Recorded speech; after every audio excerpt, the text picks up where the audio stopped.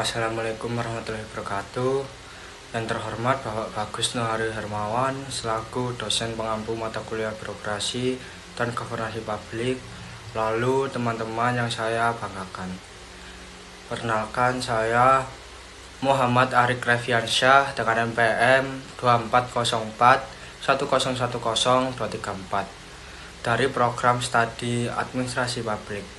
Pada kesempatan kali ini saya akan mempresentasikan tugas akhir semester dari mata kuliah birokrasi dan governance publik dengan judul Partisipasi Masyarakat dalam Pengelolaan Bank Sampah sebagai bentuk CEO Production. Topik ini saya pilih karena pengelolaan sampah merupakan salah satu permasalahan publik yang masih menjadi tantangan besar di Indonesia. Melalui program Bank Sampah, kita dapat melihat bagaimana pemerintah dan masyarakat bekerja sama dalam menyelesaikan masalah lingkungan sekaligus menciptakan manfaat sosial serta ekonomi. Lanjut ke latar belakang. Pada slide ini saya akan menjelaskan latar belakang dari penelitian atau analisis kasus yang saya pilih. Permasalahan sampah merupakan salah satu persoalan lingkungan yang masalah lingkungan yang terus meningkat dari tahun ke tahun. Pertumbuhan jumlah penduduk, perkembangan kawasan perkotaan, serta meningkatnya konsumsi masyarakat yang menyebabkan produksi sampah semakin tinggi. Untuk kondisi tersebut dapat menimbulkan berbagai dampak negatif seperti pencemaran lingkungan, lalu gangguan kesehatan masyarakat, terus ada banjir akibat saluran air yang tersumbat, serta meningkatnya beban tempat pembuangan akhir atau disebut TPA. Dalam menghadapi permasalahan ini, pemerintah memiliki keterbatasan baik dari segi anggaran, sarana prasarana, maupun sumber daya dari manusia itu sendiri. Oleh karena itu, pemerintah tidak dapat bekerja sendiri dan membutuhkan keterlibatan masyarakat dalam pengelolaan sampah. Salah satu inovasi yang berkembang adalah bank sampah. Program ini tidak hanya bertujuan mengurangi volume sampah, namun juga memberikan nilai ekonomi kepada masyarakat melalui kegiatan pengumpulan dan pemilahan sampah. Dengan melalui program ini, masyarakat tidak lagi menjadi objek kebijakan, melainkan ikut terlibat secara aktif dalam penyelenggaraan layanan publik di bidang lingkungan hidup. Lanjut ke rumusan masalah. Rumusan masalah dari analisis saya ini yaitu bagaimana partisipasi masyarakat dalam pengelolaan bank sampah dapat mencerminkan konsep CEO Production dalam pelayanan publik. Nah, untuk menjawab pertanyaan tersebut, terlebih dahulu perlu dipahami apa itu bank sampah. Lanjut ke pengertian dari bank sampah. Bank sampah itu sendiri merupakan sistem pengelolaan sampah yang menerapkan prinsip reduce, reuse, dan recycle, atau yang dikenal dengan konsep 3R. Sistemnya menyerupai mekanisme perbankan, dengan masyarakat berperan sebagai nasabah yang menyetorkan sampah yang sudah dipilah berdasarkan jenisnya. Prosesnya dimulai dari pemilahan sampah di rumah tangga, lalu setelah itu sampah disetorkan ke bank sampah untuk ditimbang serta dicatat, lalu kemudian sampah yang telah terkumpul kemudian dijual kepada pengepul atau industri daur ulang. Nah, hasil dari penjualan tersebut dapat menjadi tabungan atau pendapatan tambahan bagi masyarakat. Dengan mekanisme tersebut, sampah yang sebelumnya dianggap tidak bernilai dapat diubah menjadi sumber manfaat ekonomi sekaligus membantu menjaga kebersihan lingkungan. Oke, lanjut ke konsep dari CO production. Di sini saya akan menjelaskan konsep CO production yang menjadi dasar analisis saya. Menurut Elinor Ostrom, CO production merupakan proses ketika pemerintah dan masyarakat secara bersama-sama menghasilkan layanan publik, sehingga pelayanan tersebut menjadi lebih efektif dan sesuai dengan kebutuhan dari masyarakat itu sendiri. Dalam paradigma birokrasi tradisional, masyarakat ini hanya dipandang sebagai penerima layanan.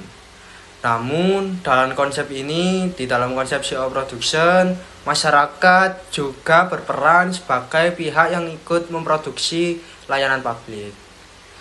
Jika dikaitkan dengan bank sampah, pemerintah memiliki peran dalam menyusun regulasi, memberikan pembinaan, melakukan pendampingan, serta menyediakan sarana pendukung dari program ini. Di sisi lain, masyarakat juga berperan untuk melakukan pemilahan sampah, menyetorkan sampah, menjadi nasabah bank sampah, bahkan ikut mengelola operasional dari program ini. Dari sini terlihat bahwa keberhasilan bank sampah tidak hanya ditentukan oleh pemerintah, namun juga oleh keterlibatan aktif dari masyarakat. Inilah yang menjadi ciri utama dari CO production, yaitu adanya kerjasama antara pemerintah dan warga dalam menghasilkan layanan publik. Oke, lanjut ke aktor yang terlibat serta bentuk partisipasinya. Dari keberhasilan bank sampah ini tidak terlepas dari keterlibatan berbagai aktor yang memiliki peran masing-masing. Untuk aktor yang pertama sudah jelas dari pemerintah daerah itu sendiri, yaitu dengan berperan dalam menyusun kebijakan serta memberikan dukungan terhadap pelaksanaan program. Untuk aktor yang kedua, terdapat Dinas Lingkungan Hidup yang bertugas memberikan pelatihan, pembinaan, serta pengawasan terhadap kegiatan dari bank sampah. Untuk aktor yang ketiga, yaitu ada pengurus bank sampah yang merupakan salah satu aktor yang bertanggung jawab terhadap pengadministrasian, pencatatan transaksi, penimbangan sampah, serta operasional program sehari-hari. Untuk aktor selanjutnya, yaitu terdapat masyarakat itu sendiri sebagai aktor utama, yaitu melakukan pemilahan sampah dari rumah, menyetorkan sampah, dan berpartisipasi dalam berbagai kegiatan yang berkaitan dengan pengelolaan lingkungan. Untuk aktor terakhir, yaitu ada pengepul dan industri daur ulang yang membeli sampah hasil pengumpulan sehingga menciptakan nilai ekonomi. Dari hubungan antara aktor tersebut dapat dilihat bahwa terdapat pembagian peran yang jelas dan saling melengkapi. Hal ini menunjukkan bahwa pengelolaan bank sampah merupakan hasil kerjasama antara pemerintah dan juga masyarakat. Lanjut ke manfaat pengelolaan dari bank sampah. Pertama, yaitu manfaat untuk lingkungan. Bank sampah mampu mengurangi jumlah sampah yang dibuang ke TPA. Selain itu, program ini juga meningkatkan tingkat daur ulang dan membantu menciptakan lingkungan yang lebih bersih dan sehat.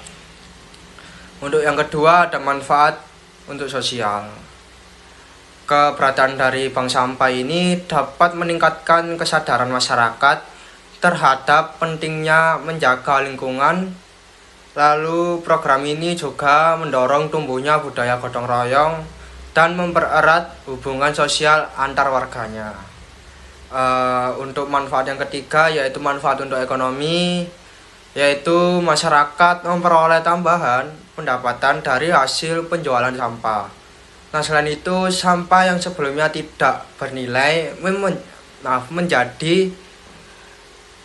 memiliki nilai ekonomi dan bahkan dapat membuka peluang usaha yang berbasis daur ulang.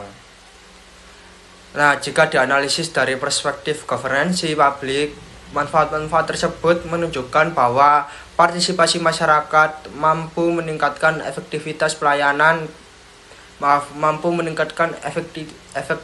pelayanan publik dibandingkan jika pemerintah bekerja dengan sendiri. Akan tetapi di selanjutnya ada tantangan dan hambatan. Meskipun memberikan banyak manfaat, pengelolaan bank sampah juga menghadapi berbagai tantangan. Nah, dari sisi internal terdapat keterbatasan jumlah pengelola, kurangnya fasilitas pendukung, dan sistem administrasi yang masih sangat sederhana. Untuk dari sisi eksternal, yaitu masih terdapat masyarakat yang belum memiliki kesadaran untuk memilah sampah. Selain itu, harga sampah daur ulang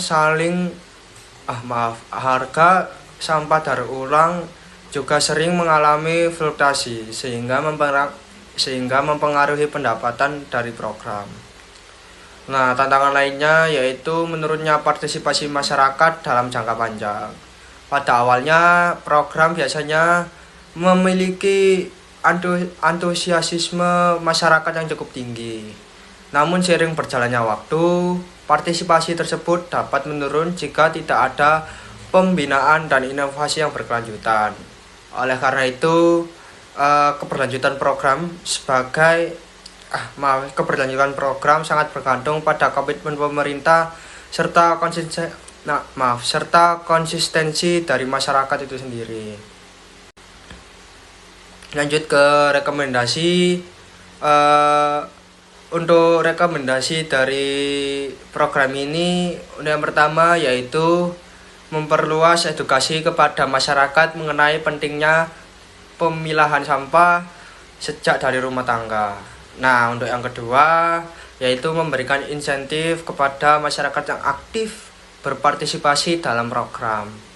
Nah, untuk yang ketiga yaitu mengembangkan sistem digital untuk memudahkan pencatatan serta pengelolaan transaksi dari bank sampah. Nah, untuk yang keempat dan terakhir yaitu memperkuat pendampingan dari pemerintah daerah serta meningkatkan kerjasama dengan sektor swasta serta industri dari daur ulang. Nah, sebagai penutup, berdasarkan hasil analisis yang telah dipaparkan dapat disimpulkan bahwa bank sampah merupakan salah satu contoh nyata penerapan CO production dalam pelayanan publik di Indonesia. Program ini menunjukkan bahwa penyelesaian masalah sampah tidak dapat hanya mengandalkan pemerintah, namun juga membutuhkan keterlibatan aktif dari masyarakat sebagai mitra dalam proses pengelolaannya.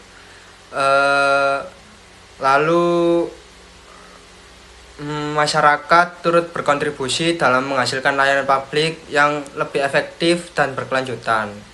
Selain memberikan manfaat lingkungan, program ini juga memberikan manfaat sosial dan ekonomi bagi masyarakat itu sendiri. Nah, dengan demikian, bank sampah dapat menjadi model pengelolaan lingkungan yang mendukung terwujudnya governance publik yang partisipatif dan berkelanjutan. Nah, untuk PPT ini saya buat dengan menggunakan 3 acuan. Yang pertama yakni teori CO production dari Elinor Ostrom tahun 1996 sebagai landasan konseptual. Untuk yang kedua yaitu penelitian dari Saputro, Gismartini, dan Syafruddin pada tahun 2015 yang membahas pengelolaan sampah berbasis masyarakat melalui bank sampah.